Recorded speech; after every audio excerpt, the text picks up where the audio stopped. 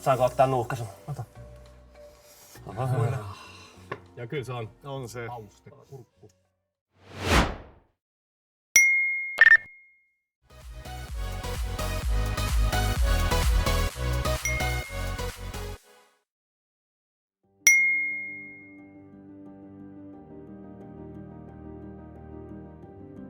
Hej wszystkim, witam Was serdecznie na moim kanale.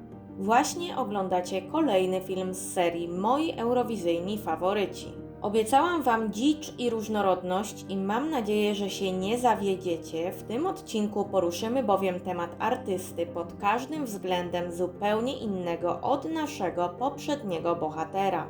Jako że nie kieruję się chronologią, to dziś poznacie bliżej Karię, czyli reprezentanta Finlandii z 2023 roku. Tym, którzy nie oglądali mojego poprzedniego filmu, szybko przypomnę też, czym jest ta nowa seria. Jako że trwa poeurowizyjny sezon ogórkowy, zamierzam przybliżyć Wam sylwetki moich ulubionych eurowizyjnych artystów z lat 2021-2025, skupiając się głównie na moich osobistych zwycięzcach i wykonawcach, którzy zostali ze mną na dłużej. Opowiem Wam zatem, kim jest Karia i jak wyglądała jego droga na Eurowizję i późniejsza kariera oraz przybliżę Wam ciekawe fakty na jego temat i wyjaśnię, co mnie do niego przekonało. Zanim zaczniemy, szybko przypomnę Wam o tym, żebyście zasubskrybowali mój kanał i zostawili łapkę w górę pod tym filmem. I jeśli jesteście gotowi, to zaczynamy!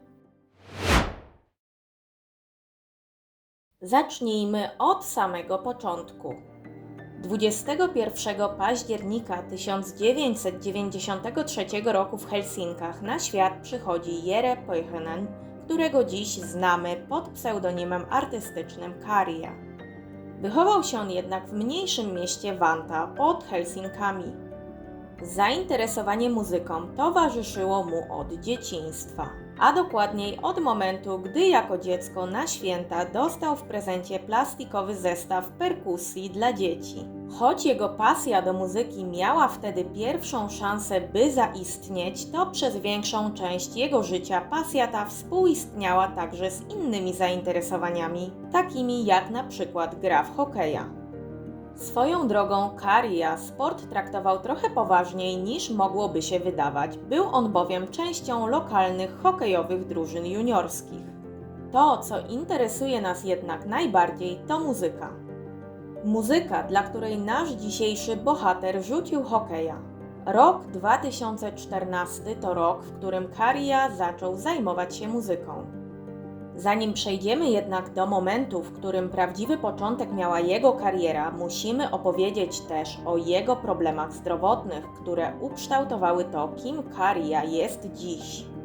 Jego sytuacja była bowiem na tyle poważna, że niewiele brakowało, abyśmy nigdy o nim nie usłyszeli, gdyż otarł się on o śmierć.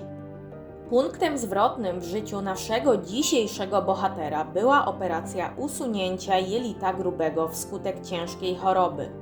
Pojawiła się ona w jego życiu na wiele lat wcześniej, bowiem już w wieku nastoletnim.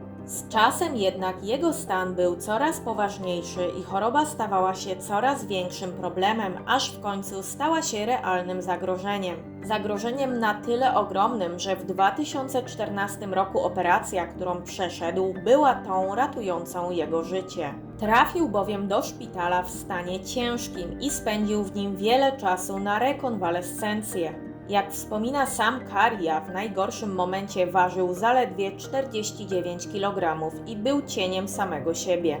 Wyjawił także, że w szpitalu usłyszał, że to cud, że nadal żyje. Lekarze powiedzieli mu wówczas również, że gdyby trafił tu choćby tydzień później, prawdopodobnie nie dałoby się już uratować jego życia.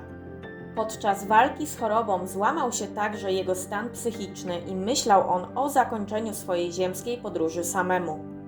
O przejściach zdrowotnych Karii trzeba powiedzieć z kilku powodów. Między innymi dlatego, że to właśnie tak ciężkie przeżycia sprawiły, że spojrzał na swoje życie inaczej. Jak sam mówi, stał się lepszym człowiekiem i zaczął doceniać małe rzeczy. Wtedy także podjął decyzję o tym, by zająć się muzyką na poważnie, jeśli uda mu się wygrać walkę z chorobą. Kariya na szczęście tę walkę wygrał i dziś jest tam, gdzie jest. Jak sam mówi, nie ma problemu z opowiadaniem o tym, jaką drogę przeszedł i chciałby, aby jego historia przypominała jego fanom o tym, jak ważne jest zdrowie, regularne badania i reagowanie, gdy coś nas zaniepokoi. Kariya wspomina także, że kiedy nie miał już nadziei na pokonanie choroby, natrafił na historię hokeisty zmagającego się z podobnymi problemami. Dało mu to wówczas wiele nadziei na wygranie tej walki i dziś sam chciałby dać komuś nadzieję na wyleczenie swoją własną historią. Dzisiaj żyje on całkiem normalnie, a problemy zdrowotne nie destabilizują już jego życia. Musi oczywiście nadal dbać o siebie i przestrzegać zaleceń lekarzy, ale w gruncie rzeczy nie napotyka większych ograniczeń. Po tych doświadczeniach Kariya faktycznie na poważnie wziął się za tworzenie muzyki. Najpierw tworzył utwory niezależnie.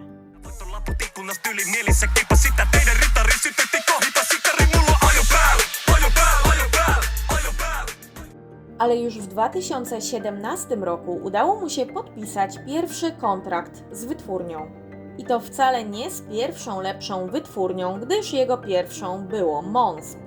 Mówi wam to zapewne niewiele, ale dla debiutanta takiego jakim był wówczas Kariya, tego typu wytwórnia mogła być trampoliną. Wcześniej albumy wydawali tam tak znani wykonawcy w Finlandii jak JVG i Gaselit, dziś bardzo znani na fińskim rynku muzycznym. Później wytwórnia Monsp stała się zresztą częścią Warnera, co Karyi zdecydowanie pomogło. Zanim pójdziemy dalej, trzeba też określić, co tworzy Kariya i jaki wykreował wizerunek.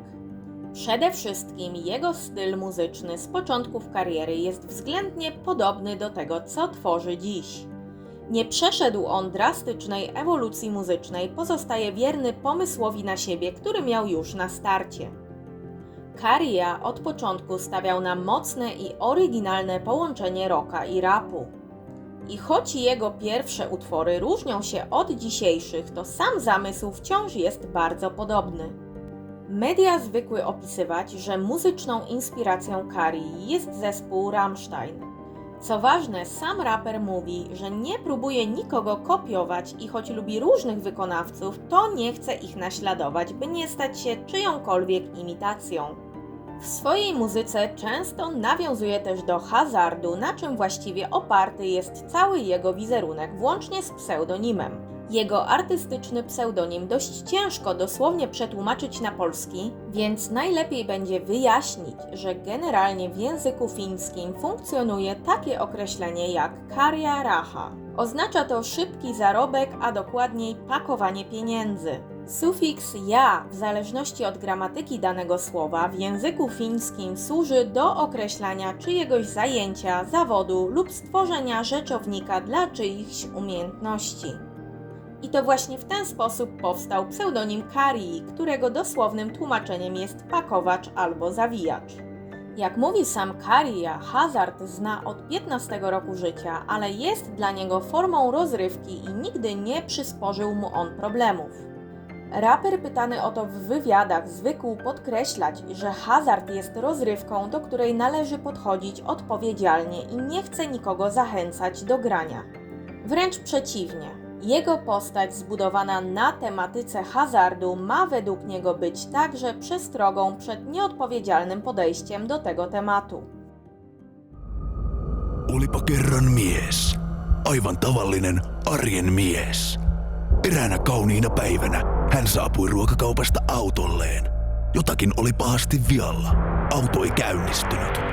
Tavallinen arjen mies oli tästä hämillään ja lähti tarkastamaan, mistä vika saattaisi johtua. Ja vikahan löytyi pakoputkesta.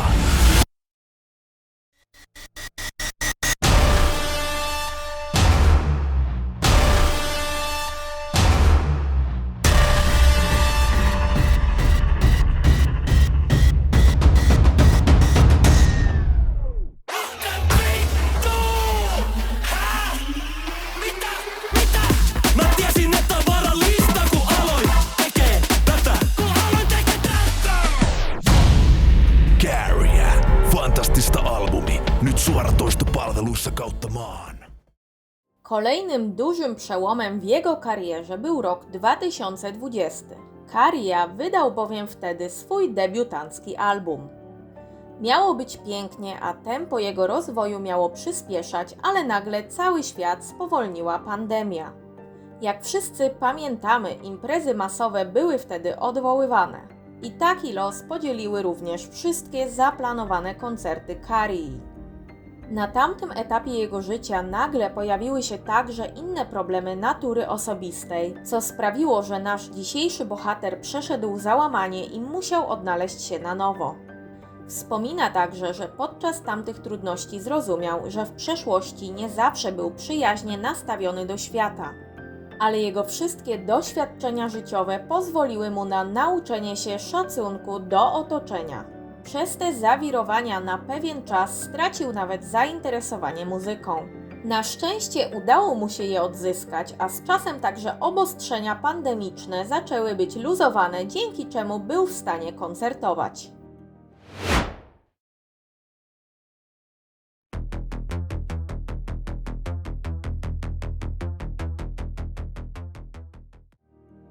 Myśli o Eurowizji i udziale w fińskich preselekcjach UAMKO w przypadku Karyi pojawiły się na długo przed faktycznym jego udziałem w preselekcjach.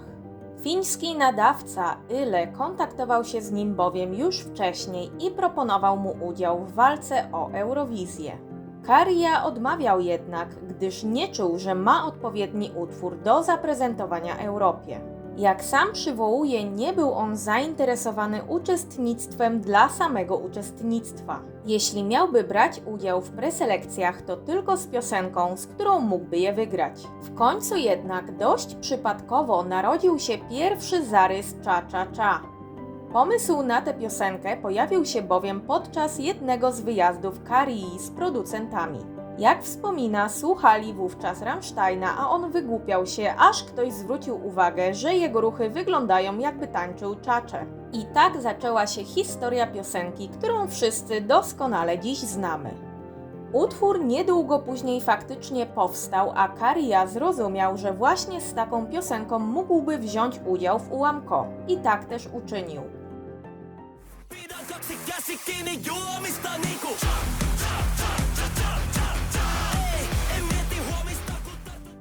W momencie, w którym Cha Cha Cha ujrzało światło dzienne, Kariya nie był wybitnie znanym artystą w Finlandii. Nie był ani anonimowy, ani bardzo popularny. On po prostu był, pojawiał się na mniejszych koncertach czy mniejszych festiwalach muzycznych, ściślej związanych gatunkowo z tym, co tworzył. Nie było jednak mowy o szerokiej rozpoznawalności. Zmieniło się to jednak bardzo szybko, gdyż Cha Cha Cha z prędkością światła obiegło najpierw internet w świecie fanów Eurowizji, a chwilę później także inne media. Najpierw w jego rodzimej Finlandii, gdzie od razu dostrzeżono niebywały fenomen Karyi, a niedługo później temat podchwyciły także ogólne media w innych krajach. Od momentu premiery Cha Cha Cha mówiło się nie tylko o tym, czy Kariya wygra fińskie preselekcje. Praktycznie od razu zaczęto zastanawiać się, czy utwór ten nie jest tym, który wygra całą Eurowizję.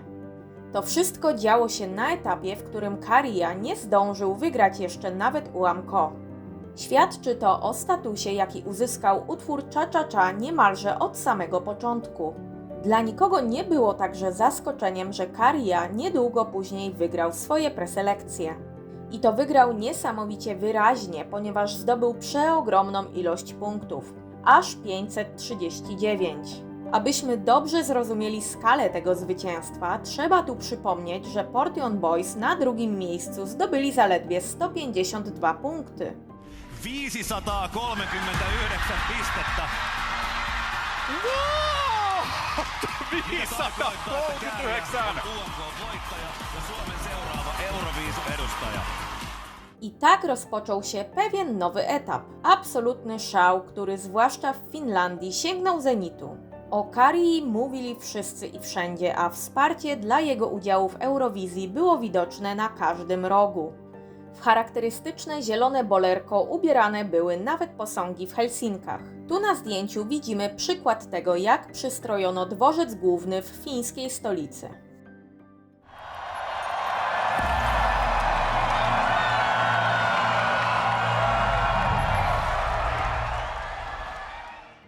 Zanim w pełni przeanalizujemy, co wydarzyło się na samej Eurowizji, musimy poświęcić chwilę samej piosence Cha Cha Cha i temu, o czym opowiada. A to wcale nie jest takie jasne. Ze względu na swoje brzmienie i bardzo wyrazisty imidż wykonawcy często odbierana jest jako piosenka, która ma tylko bawić. A to mylne wrażenie, ponieważ z pewnością jest to utwór, który możemy zinterpretować na kilka sposobów. I wiele takich interpretacji widziałam. Większość z nich łączy jednak to, jak swój utwór opisał sam Kariya. Otóż, jak mówi on sam, jest to piosenka o wolności.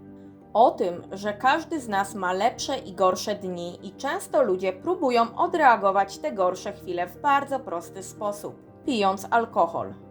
Dopiero wtedy otwierają się i stają się odważniejsi. Na swoim własnym przykładzie w wywiadzie dla BBC Kariya podzielił się jednak pewną konkluzją. Alkohol nie musi być nam potrzebny, żebyśmy przestali przejmować się tym, co inni o nas myślą. I w dużej mierze właśnie o tym opowiada jego piosenka. 2023 rok na Eurowizji zdecydowanie należał do dwóch państw, czyli Finlandii z Kariyą i Szwecji z Loreen. Niemalże od samych zwycięstw tej dwójki w preselekcjach mówiło się o tym, że całą Eurowizję wygra któreś z nich. Bukmacherzy i analizy wskazywały jednak na większe szanse na zwycięstwo Szwecji, co później faktycznie miało miejsce. W praktyce jednak Finlandia zagrażała Szwecji do samego końca.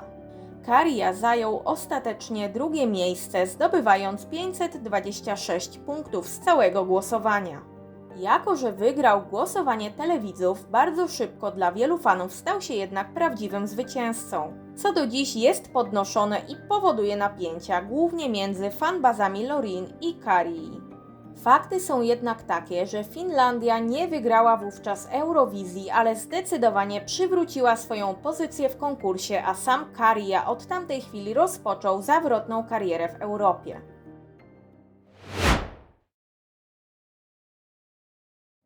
Po konkursie Kariya zdecydowanie nie dał o sobie zapomnieć i jeszcze tego samego roku wydał kilka kolejnych singli. Już we wrześniu ukazało się It's Crazy, It's Party, nagrane w duecie z Tomim Cashem. It's crazy, it's party.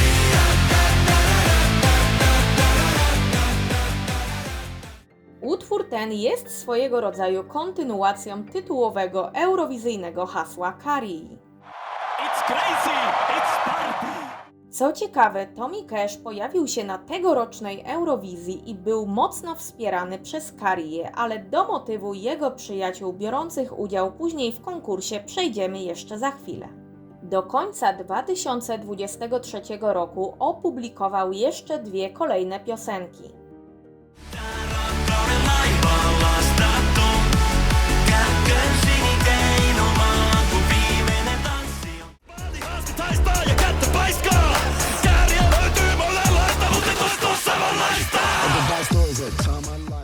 Artysta zdecydowanie nie przespał momentu na budowę swojej szerokiej rozpoznawalności po ESC.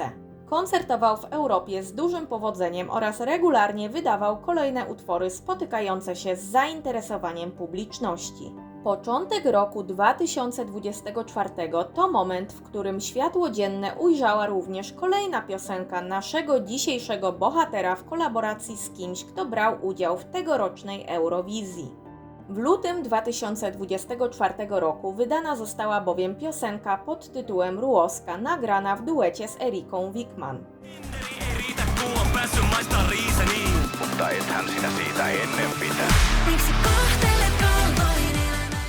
Ta dwójka wykonała swój utwór także na żywo podczas UAMCO 2024 w ramach Interval Aktu. Niedługo po tym sieć obiegły zdjęcia Kariyy z ogłoszonym wcześniej reprezentantem Holandii na Eurowizję 2024 z Jostem. To spotkanie przyniosło później ich wspólny singiel pod tytułem Traffic.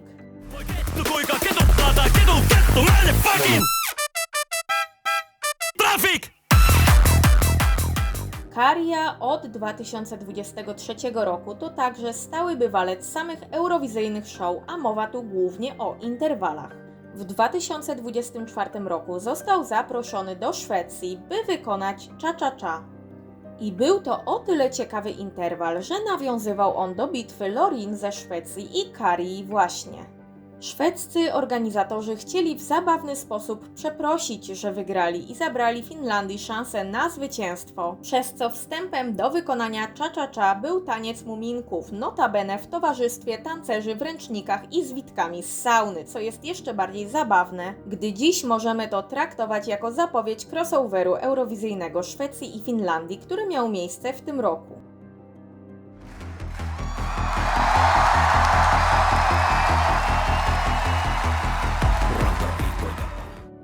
Rok 2024 był to jednak rok pełen eurowizyjnych afer i o jednej z nich muszę zgodnie z chronologią powiedzieć już teraz.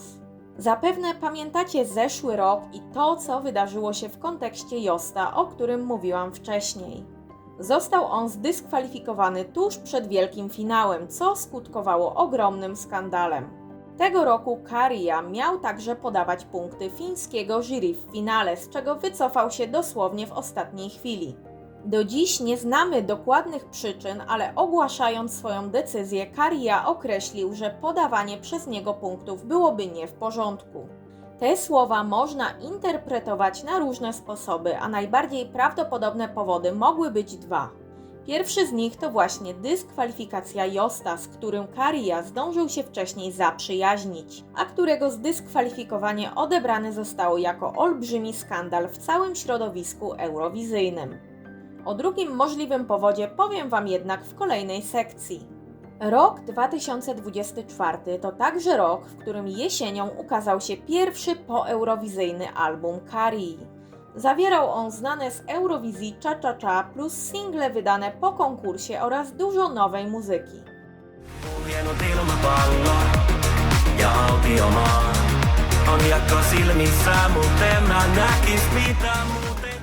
Album ten został dobrze przyjęty przez fanów i utrzymany był w znanym już Käärijä stylu. Tu wtrącę moją prywatną refleksję. Jest to jeden z niewielu albumów, na których naprawdę nie ma piosenek, których bym nie lubiła. Każdy utwór to moim zdaniem absolutny strzał w dziesiątkę. W grudniu 2024 roku Käärijä zagrał także aż 3 koncerty w Polsce. Nie byłam na żadnym z nich, ale to nie znaczy, że tego roku nie widziałam go na żywo, gdyż uczestniczyłam w koncercie Käärijä w jego naturalnym środowisku w Finlandii. I to w bardzo naturalnym dla niego środowisku, ponieważ na festiwalu w jego rodzinnym mieście w Vantaa. O tym koncercie więcej powiem Wam już za chwilę. To, że od Eurowizji, na której Käärijä osiągnął tak dobry wynik, mijały kolejne miesiące, absolutnie nie oznaczało, że zwolnił tempo. Wręcz przeciwnie, stale koncertował, wydawał kolejne utwory, pojawiał się gościnnie na różnych preselekcjach, promował i wspierał także kolejnych eurowizyjnych uczestników i tak oto w 2025 roku na Eurowizji ujrzeliśmy 2 dobrych znajomych naszego dzisiejszego bohatera, czyli Tomiego Kesha i Erikę Wikman, którym Käärijä mocno kibicował. Zwłaszcza Estończykowi, którego występ zawierał nawet przebitki Käärijä bawiącego się na widowni z transparentem Vote for Tommy. Espresso macchiato, espresso macchiato. W podobnym czasie pojawiła się także jego piosenka San Francisco Boy nagrana ze szwedzkim elektronicznym duetem Hoja, którą wykonali wspólnie na tegorocznym Melfeście.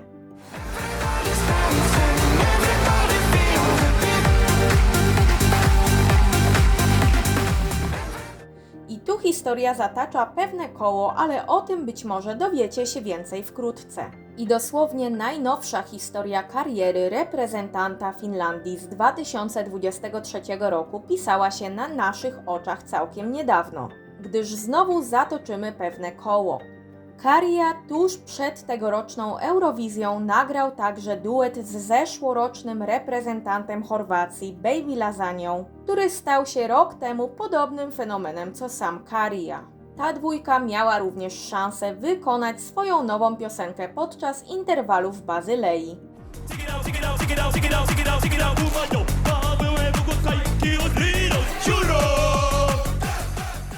Dodatkowo zaśpiewali także mashup swoich eurowizyjnych utworów, czyli Cha Cha Cha i Rim Tim Tagi Dim. Bye mom, bye dad, meow cat, please meow back. Don't cry, just dance. Ring, ding, ding, ding, ding, ding, ding. Ciekawym i wartym odnotowania zjawiskiem jest fenomen, który nazwałabym czymś w rodzaju Karii i przyjaciół. Raper z Finlandii przeniknął środowisko eurowizyjne, a środowisko eurowizyjne przeniknęło jego. Trzeba bowiem zauważyć, jak wiele jego muzycznych kolaboracji to duety z uczestnikami Eurowizji, ówczesnymi jak i późniejszymi. W wielu przypadkach Karia w jakiś sposób orbitował wokół samego konkursu i reprezentantów, lub to całe uniwersum orbitowało wokół niego. Trudno ocenić, czy to on namówił kogoś na wzięcie później udziału w preselekcjach, czy jest to kwestia jakiejś nici porozumienia pomiędzy różnymi środowiskami, które w tle łączy albo Eurowizja, albo przynajmniej chęć wzięcia w niej udziału. Czy uczestnictwo Karii w Eurowizji mogło być dla niektórych z nich inspiracją? Z pewnością tak, a nawet jeśli nie, to podobieństwa i tak połączyły ich z naszym bohaterem na pewnym etapie, tak jak w przypadku Josta czy Baby Lasagni. Oboje nagrali utwory z Karią i oboje swoje utwory eurowizyjne utrzymali w stylu przynajmniej w pewnym stopniu nawiązującym fenomenem do zjawiska cha-cha-cha. I choć Europapa czy Rim Tim Tagi Dim to nadal inne utwory, a ich autorzy zaprzeczają inspiracjom, to poniekąd Karia otworzył eurowizyjne drzwi takim gatunkom muzycznym. Czas na ciekawostki. Chciałabym Wam powiedzieć o paru rzeczach, o których nie mówiłam lub mówiłam bardzo ogólnie, nie rozwijając ich, zatem omówię je teraz. Będą to luźne fakty lub nawiązania do pewnych wcześniej wspomnianych wydarzeń. Tak jak mówiłam, miałam przyjemność uczestniczyć w koncercie Karii. Było to w 2024 roku na festiwalu Tikkurila w Vantaa, czyli rodzimym mieście naszego bohatera. Udało mi się nawet wcisnąć w miejsce całkiem niedaleko sceny, mogłam więc z dość niedalekiej odległości 4. czy 5. rzędu obejrzeć ten koncert. I muszę przyznać, że Karia faktycznie potrafi złapać z publicznością kontakt i przekonać do siebie ludzi. Nie uznaje on półśrodków i pomimo, że był to koncert festiwalowy, to dał z siebie wszystko. Wokół mnie nie było chyba ani jednej osoby, która nie czułaby tych emocji i nie bawiłaby się. Jako gratkę zaprezentuję Wam teraz kilka momentów z tego koncertu.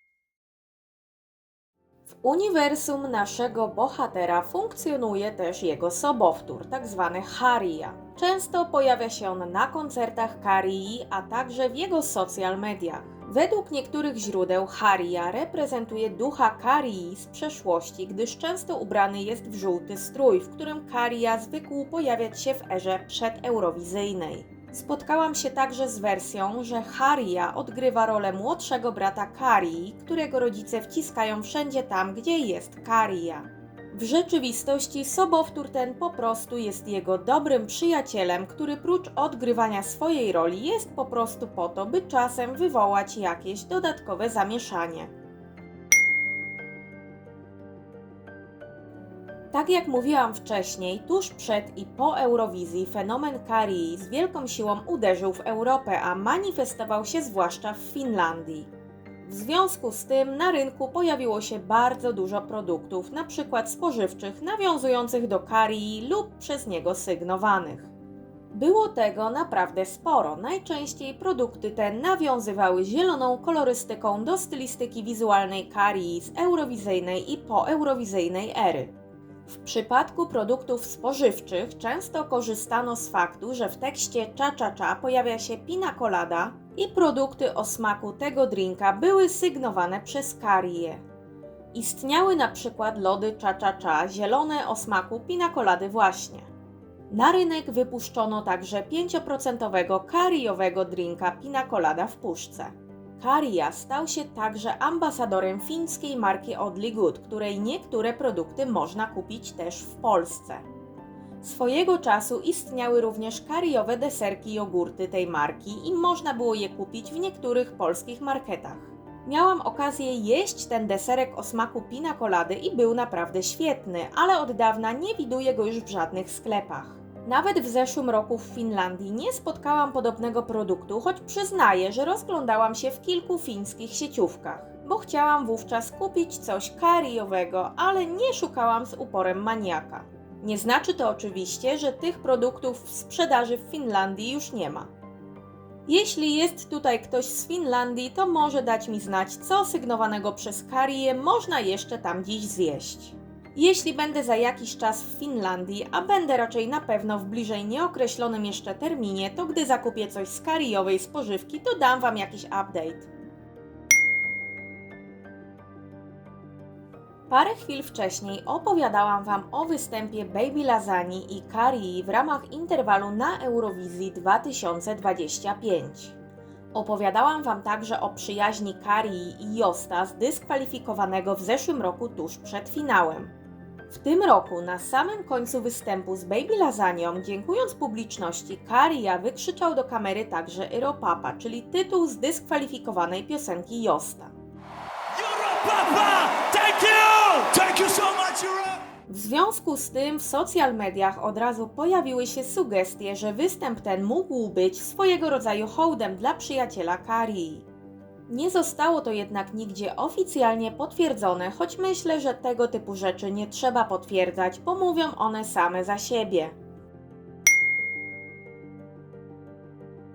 To, co do dziś przewija się w eurowizyjnym internecie w różnym kontekście, to motyw przyjaźni Karii i Bojana ze słoweńskiego zespołu Joker Out. Ta dwójka poznała się w 2023 roku przy okazji Eurowizji, podczas której Słowenię reprezentowali właśnie Joker Out. I nie byłoby w tym może nic nadzwyczajnego, gdyby nie fakt, że ta przyjaźń naprawdę mocno zapisała się na kartach eurowizyjnego fandomu. Choćby ze względu na ilość kontentu, jaki Bojan z Jokerów i Karia serwowali fanom.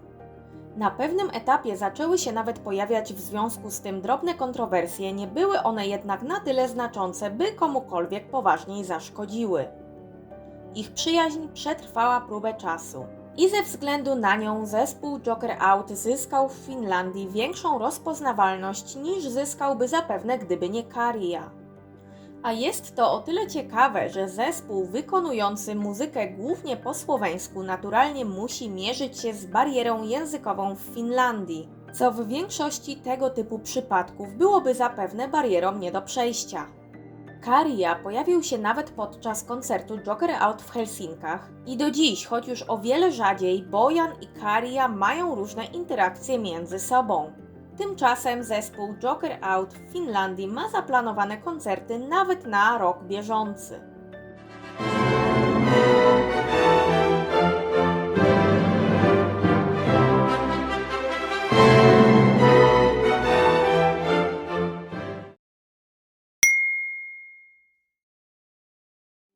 Jeśli myśleliście, że piosenka będąca z perspektywy czasu takim fenomenem jak cha-cha-cha od razu została wyświęcona na hit, to muszę wyprowadzić Was z błędu. W momencie, gdy była ona dopiero w kolejce do premiery, wytwórnia muzyczna, pod skrzydłami której Karia wydawał muzykę, wyrażała wątpliwości co do jej sukcesu. Sam raper przyznał, że nawet jego producenci początkowo nie wierzyli w jego wizję. Gdy miał zgłosić się na ułamkowo, wręcz usłyszał w wytwórni, że jego utwór może być zbyt przerażający jak na fińskie preselekcje do Eurowizji. Jak sam Karia wspomina, zapytał wtedy retorycznie, czy Lordi w takim razie nie było straszne. I w tym odwołaniu jest coś urzekającego, gdyż Käärijä nieomal powtórzył sukces Lordi i prawie wygrał Eurowizję dla Finlandii. Zupełnie jak oni w 2006 roku. Czy wokół Käärijä kiedykolwiek miały miejsce jakieś kontrowersje? Tak, zupełnie jak w przypadku większości artystów. Nie wydarzyło się natomiast w jego przypadku nic poważnego, co realnie zniszczyłoby mu długotrwale wizerunek. Obiektywnie muszę Wam jednak powiedzieć o jednej kwestii, która w przypadku Käärijä była swego czasu szeroko komentowana. Wydarzenie to miało miejsce podczas Eurowizji 2024, na której nasz dzisiejszy bohater był jedynie gościem. Wszyscy wiemy bowiem, jak kontrowersyjne od tamtego czasu jest uczestnictwo Izraela w konkursie. A apogeum sprzeciwu środowisk eurowizyjnych wobec reprezentacji Izraela miało miejsce właśnie wtedy. Reprezentantką Izraela była wówczas Eden Golan. Podczas eurowizyjnego tygodnia doszło do kuriozalnej sytuacji, gdy w mediach społecznościowych wyżej wspomnianej piosenkarki z Izraela pojawiło się nagranie z Kääriją. Ich spotkanie od razu zostało odebrane jako statement o poparciu Izraela przez fińskiego rapera. Parę godzin po publikacji feralnego wideo Käärijä ogłosił, że zostało ono opublikowane bez jego zgody i żąda on jego usunięcia. Dodał także, że istnienie tego wideo w żadnym wypadku nie jest jego politycznym statementem ani nie oznacza żadnego poparcia. Fani zdenerwowali się jednak faktem, że takie wideo w ogóle powstało i że Käärijä nie odmówił jego nagrania. Ostatecznie odciął się on od wszelkich spekulacji podczas swojego gościnnego występu parę dni później, kończąc swój interwal wypowiedzeniem słów No War.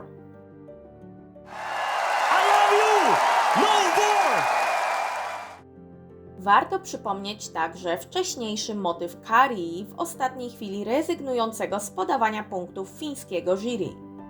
Wytłumaczył on wówczas, że byłoby to nie w porządku i możliwe, że jednym z powodów jego decyzji było także zamieszanie zarówno z uczestnictwem Izraela, jak i niechcianą publikacją nagrania z Eden Golan.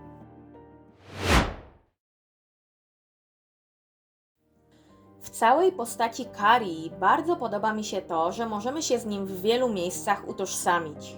I to bez poczucia, że jego historia jest podkoloryzowana, bo taka nie jest.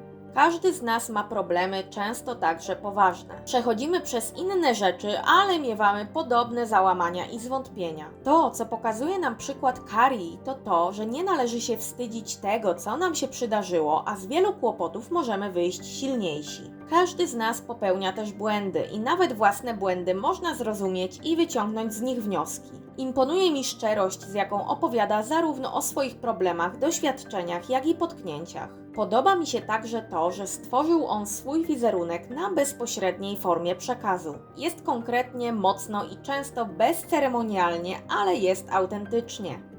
W muzyce niezmiennie, praktycznie od zawsze przyciąga mnie oryginalność. Uwielbiam, gdy coś jest tak nietypowe, że pozostawia mnie z pytaniem, czego ja właściwie posłuchałam, ale jednocześnie z nieodpartą chęcią posłuchania tego jeszcze raz. I chyba kwintesencją tego typu sytuacji jest dla mnie właśnie muzyka dzisiejszego bohatera, którą uwielbiam od pierwszego usłyszenia. W poprzednim filmie omawiałam Johna i porównanie Käärijä z nim jest naprawdę ciężkie z kilku prostych przyczyn. Przede wszystkim muzycznie to dwa różne światy, jak ogień i woda, jak północ i południe. Jeśli jest jednak coś, co ich łączy, to zdecydowanie prawdziwość i oryginalność oraz fakt, że większość repertuaru wykonują w swoich językach narodowych, co bardzo mi się podoba. Są to jednak dwa przeciwległe bieguny tego, co kocham w muzyce i dość dobrze obrazują mój osobisty gust muzyczny i jego przekrój. Nie chcę jednak przedłużać sztucznie tej sekcji i szukać podobieństw na siłę, więc pozostańmy przy tych wymienionych cechach. To byłoby na tyle, jeśli chodzi o dzisiejszy film. Mam nadzieję, że Wam się podobało. Już teraz mogę zapowiedzieć Wam, że możecie spodziewać się kolejnych filmów z tej serii i sporej różnorodności. Standardowo kolejność przedstawiania moich faworytów będzie zrandomizowana, więc nie nastawiajcie się na faworyta z konkretnego rocznika w następnym filmie. Ciekawi mnie, czy lubicie Karię, czy w 2023 roku kibicowaliście Finlandii na ESC, którą z jego piosenek lubicie najbardziej, czy uważacie, że zrewolucjonizował on Eurowizję? Napiszcie mi o tym w komentarzach. Jeśli dotrwaliście do tego momentu, to zostaniecie też symbolicznie nagrodzeni. W opisie zostawię Wam link do playlisty z moimi absolutnie ulubionymi kariowymi piosenkami. Być może ktoś z Was nie śledzi jego muzyki, a może chciałby się z nią zapoznać, dlatego łapcie playlistę prosto od Agulkowizji. A tymczasem serdecznie dziękuję Wam za obejrzenie tego filmu. Nie zapomnijcie o łapkach w górę i subskrypcjach. Trzymajcie się, do zobaczenia!